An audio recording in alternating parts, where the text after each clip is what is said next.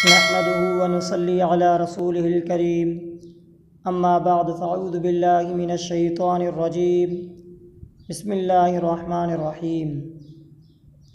جیسا کہ روزے کی حالت میں غیبت کرنا کیسا ہے اور اس کا گناہ کیا ہے اور اس غیبت کی وجہ سے اس روزے پر کیا اثر پڑتا ہے، حضور اکرم صلی اللہ علیہ وآلہ وسلم کے زمانے میں ایک واقعہ پیش آیا جس کا ذکر اس طرح ہے کہ آپ علیہ الصلاۃ والسلام کے زمانے میں دو عورتوں نے روزہ رکھا تھا اور یہ دونوں عورتیں اپنی پیاس اور بھوک کو پورا دن برداشت کرتی رہی، یعنی روزے کی حالت میں رہی۔ پھر ان دونوں عورتوں نے آپس میں بیٹھ کے غیبت کرنا شروع کی۔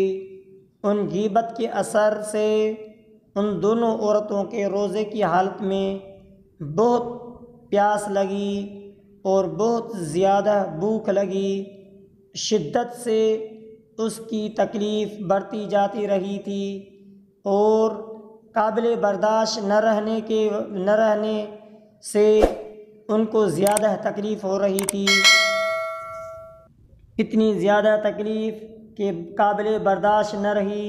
ان دونوں عورتوں نے اتنی تکلیف برداشت کی کہ قریب الموت تک پہنچی، اس کی تکلیف قریب الموت تک پہنچی۔ جب یہ نظارہ صحابہ رضی اللہ تعالیٰ اجمعین نے دیکھا تو صحابہ رضی اللہ تعالیٰ اجمعین نے آپ علیہ الصلاۃ والسلام کو ان کے متعلق خبر بتائی کہ یا رسول اللہ، یہ فلاں دو عورتیں ہیں جو روزے کے تکلیف کے شدت کی وجہ سے ان کو زیادہ تکلیف اور تڑپ ہو رہی ہے۔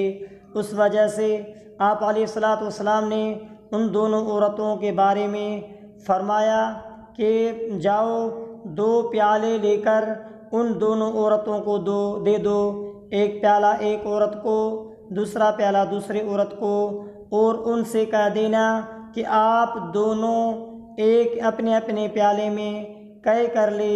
جب ان دونوں عورتوں نے اپنے اپنے پیالے میں قے کر لی تو ان کے منہ سے گوشت کے ٹکڑے اور خون بہنے لگا، گوشت کے جو چھوٹے چھوٹے تازے ٹکڑے اور خون نکلنے لگے۔ صحابہ رضی اللہ تعالیٰ اجمعین حیران رہ گئے۔ جب یہ حضور صلی اللہ علیہ وآلہ وسلم کو پتہ چلا تو آپ علیہ الصلاۃ والسلام نے فرمایا، ان دونوں عورتوں نے روزہ تو رکھا تھا حلال سے، مگر انہوں نے حلال چیز کو حرام چیز سے تبدیل کر لیا، یعنی روزہ حلال چیز سے رکھا، حلال رزق سے رکھا۔ اس کے بعد ان دونوں عورتوں نے روزے رکھنے کے بعد آپس میں جب باتیں کرنا شروع کی تو باتوں میں انہوں نے ایک دوسرے کی غیبت، کبھی کسی کی اسی نے اس کی، اس نے اس کی، یعنی ایک دوسرے کی غیبت کرنا شروع کی۔ جب دونوں عورتوں نے غیبت کی تو ان غیبت کی وجہ سے ان کو یہ تکلیف ہو رہی ہے۔ اور حدیث پاک میں آتا ہے الغیبت اشد من الزنا، یعنی غیبت کرنا زنا سے زیادہ سخت گناہ ہے۔ تو جسی طرح ان عورتوں نے غیبت کی ہے، غیبت کا گناہ اتنا زیادہ سخت ہے کہ زنا سے بھی زیادہ سخت، اور جب تک یہ غیبت والا گناہ وہ بندہ جس کی غیبت کی گئی تھی خود نہ معاف کرے تو اللہ تبارک و تعالی اس بندے کو معاف نہیں کرے گا۔ جب اس بندے سے معافی نہیں مانگی گئی، جب تک وہ ان سے معافی نہیں مانگیں گے تب تک اس کا یہ گناہ معاف نہیں ہوگا۔ تو غیبت کرنے کی وجہ سے روزے میں بھی تکلیف ہوتی ہے، اور غیبت کرنے کی وجہ سے پیاس کی بھی شدت لگتی ہے۔ روزے کرنے کی وجہ سے پیٹ میں اپنے بھائی کا خون اور گوشت کھانے کے برابر بھی ہوتا ہے۔ غیبت کرنے کی وجہ سے گناہ الگ ہوتا ہے، غیبت کرنے کی وجہ سے ثواب میں کمی ہوتی ہے۔ یہ سارے نقصانات، روزے کی تکلیف، بھائی کا تازہ گوشت کھانا اور زنا سے زیادہ گناہ، یہ ساری تکلیف، سارے گناہ اس کے ذمہ صرف اس وجہ سے لگے گئے کہ انہوں نے غیبت کی، غیبت کی وجہ سے ان کو اتنی زیادہ تکلیف ہو رہی۔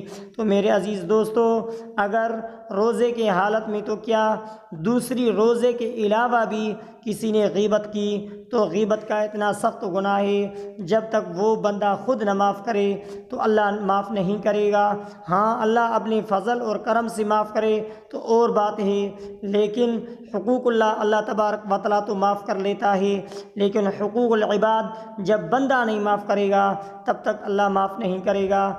تو اس سلسلے میں روزے کی حالت میں ہوتے ہوئے اگر کوئی غیبت کرے تو یہ تو اور زیادہ بڑا گناہ ہے۔ تو ان چھوٹے جو ہم چھوٹے ظاہر میں چھوٹے چھوٹے ان کو گناہ سمجھتے ہیں، لیکن یہ بڑے بڑے گناہ ہیں۔ ہم کو چاہیے کہ ان گناہوں سے، ان غیبتوں سے، جھوٹ سے بچنا چاہیے۔ دعا اللہ تبارک و تعالیٰ سے ہم نے جو کہا قبول مقبول فرمائے۔ وآخر دعوانا ان الحمد للہ رب العالمین۔ اگر آپ نے ہمارا یوٹیوب چینل سبسکرائب نہیں کیا تو سبسکرائب کریں، بیل آئیکن کو دبائیں، کمنٹ کریں، شیئر ضرور کریں۔